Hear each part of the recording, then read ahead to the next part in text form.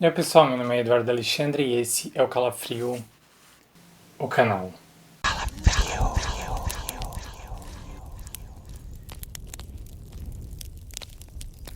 Hoje eu trago para vocês mais um caso criminal, um caso já clássico aqui do Brasil, mas também que não é tão conhecido, que são os canibais de Garanhuns. É uma história bizarra de dar calafrio realmente, que vale a pena conferir.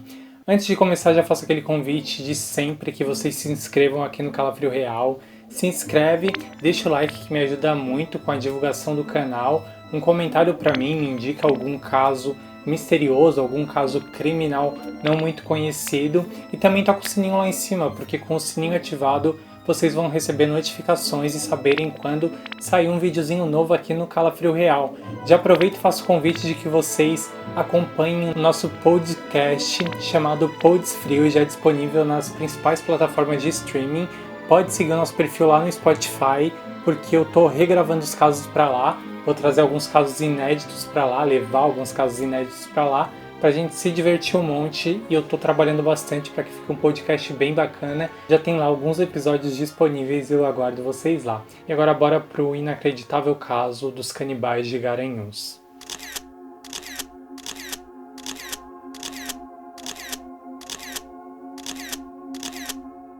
Antes de começar, eu já aviso que esse caso é um caso bem pesado, então ele não é indicado para pessoas que se sentem sensibilizadas com esse tipo de conteúdo que envolve crimes, mortes brutais, canibalismo, esquartejamento, violência explícita. Então evitem de assistir esse conteúdo se você não gosta ou se você não se sente confortável com esse tipo de relato.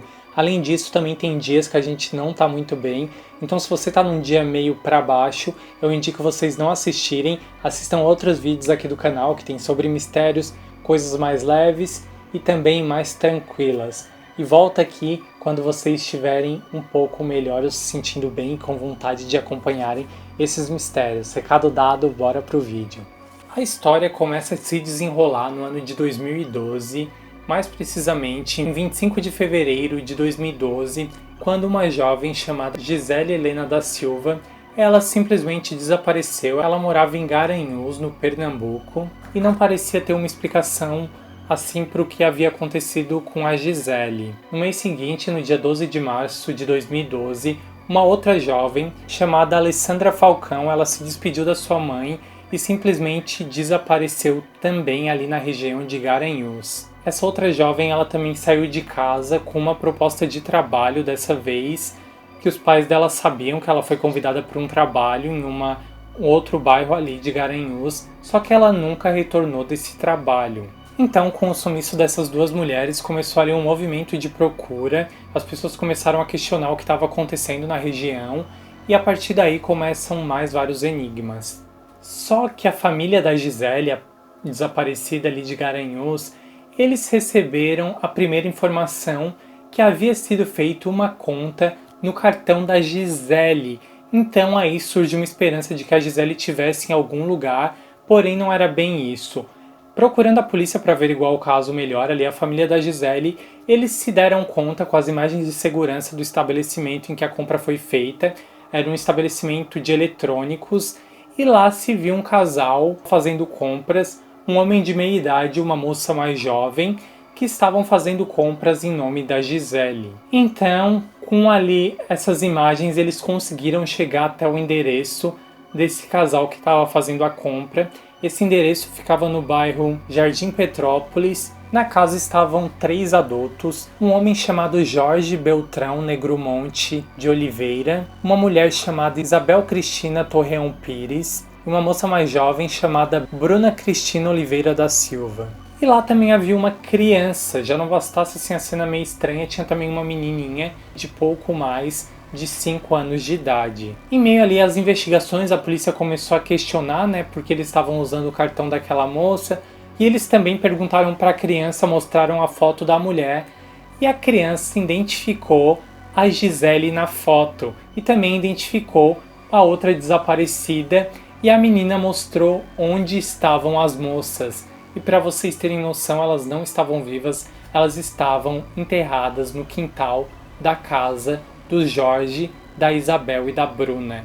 Então, com isso, os três foram levados para a delegacia, com certeza, para prestar depoimento e dizerem tudo o que sabiam sobre as moças e o que tinha acontecido. A partir de então, a história começa a ter mais subsídio aí para a polícia. Eles descobriram que a menina era filha de uma outra moça quando eles ainda não moravam ali em Garanhuns, quando eles moravam em Olinda, lá no Pernambuco também. Eles conheceram uma jovem moradora de rua chamada Jéssica Camila da Silva Pereira.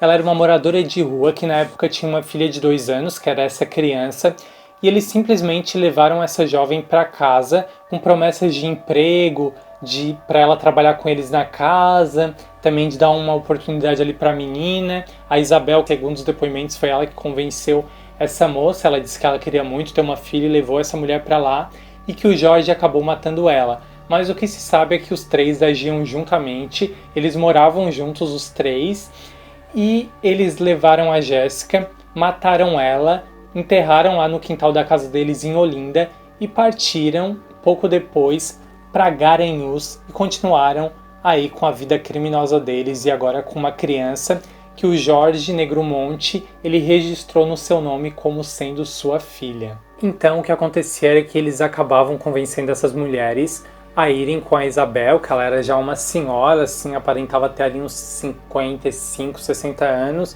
também aparentava ser muito calma. Então ela convencia essas jovens a irem para a casa dela para fazer algum tipo de trabalho bem remunerado, como babá ou como auxiliar doméstica. Também muitos dizem que ela dizia que ia apresentar a palavra de Deus, mas isso eu não sei, eu não vi muito eles falando sobre isso eu encontrei mais na internet. Então ela convencia essas jovens a irem para casa lá dela e do Jorge e também da Bruna. E quando chegava lá, eles começavam a pressionar essas jovens e acabavam ali matando elas. E depois fazendo um trabalho todo de esquartejamento e também de retirada de pele, congelavam as carnes das vítimas e depois consumiam. E além disso também a Isabel ela costumava cozinhar e vender na rua salgados, empadas e tal, e ela acabava vendendo empada com o corpo das vítimas.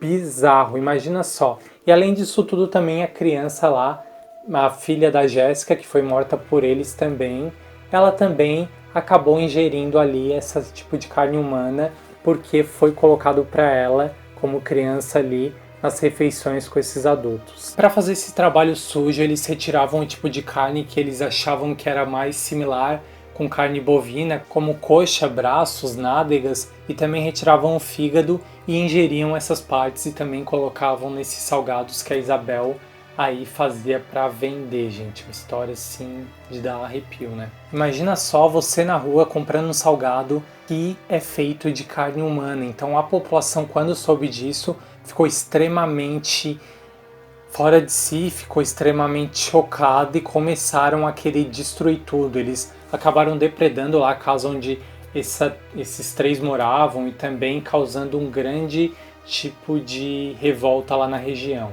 Isso tudo fazia parte ali de uma viagem do Jorge. Ele inventou uma religião, uma seita que se chamava o Cartel, no qual ele dizia que eles teriam que purificar o mundo, diminuir a população. Então eles encontravam pessoas que eles diziam que eram pecadoras e ele fazia todo esse trabalho de chamar as vítimas, de convencerem elas a irem para lá, de matarem elas, de tirarem o sangue, também extrair a carne. Então nem vale a pena falar muito sobre isso, mas isso tudo tinha esse tipo de explicação para eles que o Jorge ali criou. Ele disse que ele ouvia vozes também e se define hoje em dia como esquizofrênico. Então eles foram todos interrogados e, claro, eles foram todos culpados por duplo homicídio triplamente qualificado, violação e ocultação de cadáver. O Jorge Beltrão ele pegou 71 anos de reclusão, assim como a Bruna também, e a Isabel Cristina ela pegou 68 anos de reclusão. Ainda além disso, tem indícios de que o Jorge tenha matado possíveis outras vítimas durante a vida dele, até porque ele era um professor de karatê, ele já tinha uma vida assim bem estabelecida, e segundo alguns indícios também, porque ele já era um homem bem experiente, e ele também demonstrou em alguns arquivos ali pessoais que ele já tinha assim certo interesse pela morte e também por canibalismo. Então, quando preso, o Jorge ele escreveu lá uma biografia chamada Revelações de um Esquizofrênico, em que ele inventa um pouco de ficção acrescida desses fatos que aconteceram. Ele também dizia muitas vezes em entrevistas, ele deu entrevista para o Cabrini, que ele não lembrava de nada e que ele era... Tudo que ele fazia era pelo cartel, por essa seita que eles tinham que fazer, purificar o mundo, e que as vozes convenciam ele a fazer aquilo e que ele estava extremamente arrependido. Numa segunda entrevista ele assumiu e disse que ele tinha muita vergonha e tinha muito arrependimento, por isso que ele não tinha assumido anteriormente. A Isabel, que era casada com o Jorge, ela disse que ela era vítima de tudo, que ela era convencida de que ela não tinha culpa nenhuma. E a Bruna, ela disse que ela tinha parte nisso e tal, mas que ela foi convencida pelo Jorge, que ela amava muito ele e que ela acabou sendo totalmente manipulada pelas ideias do Jorge. Nessas próprias escritos que o Jorge fez como um livro, ali um manuscrito, ele disse também que não dava para acreditar muito no que ele falava, que as pessoas deveriam desconfiar porque era um esquizofrênico que estava escrevendo aquele livro. Então ali o Jorge, para vocês saberem um pouco mais dele, quando eles foram estudar um pouco mais o caso, ele já tinha uma formação acadêmica, ele era formado em educação física, ele dava aulas de karatê, foi nessas aulas que a Bruna conheceu ele, eles acabaram ali se envolvendo. A Isabel e eles parece que na época, segundo a Bruna, eles já não tinham mais um relacionamento conjugal, era só uma amizade, mas depois os três viviam juntos assim, então era muito estranho.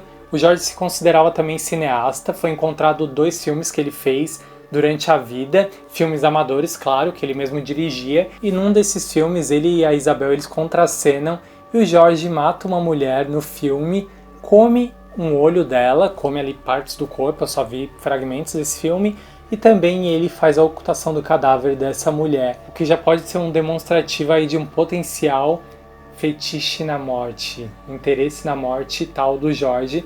E esses filmes foram gravados na década de 90, então ali muito antes de os casos terem acontecido. Também num diário da Bruna, que eles encontraram posteriormente no caso, ela falava ali sobre, antes do relacionamento, antes disso tudo, dava a entender um pouco, ela fez alguns anos, escreveu durante 4 anos um diário, num caderno, que dava para entender um pouco mais dessa relação dela com o Jorge, de como parecia que ela era manipulada por ele. Também que ela fazia tudo por amor. No ano de 2019, bem recentemente, que aconteceu esse júri popular, de que eles foram sentenciados a passar pelo menos quase 70 anos na cadeia, para a Isabel e para a Bruna e para o Jorge 71 anos, o que leva aí, provavelmente a vida deles toda. Então, eles foram julgados bem recentemente, o caso já tem aí quase 10 anos, e é um caso bizarro, difícil de acreditar, difícil de aceitar, é muito complicado. O que vocês acham desse caso? Comenta aqui pra mim, já conheciam um caso? É um caso bem pesado, se vocês quiserem eu posso fazer um podcast falando um pouco mais sobre o caso, lá com convidados e tal, então comenta aqui pra mim. Não esquece de se inscrever no Calafrio, deixar o like, deixar um comentário, tocar o sininho também, para que a gente possa continuar esse trabalho aqui. Então é isso aí, pessoal. Espero que vocês tenham gostado. Um beijão para todo mundo. Até mais. E é Calafrio.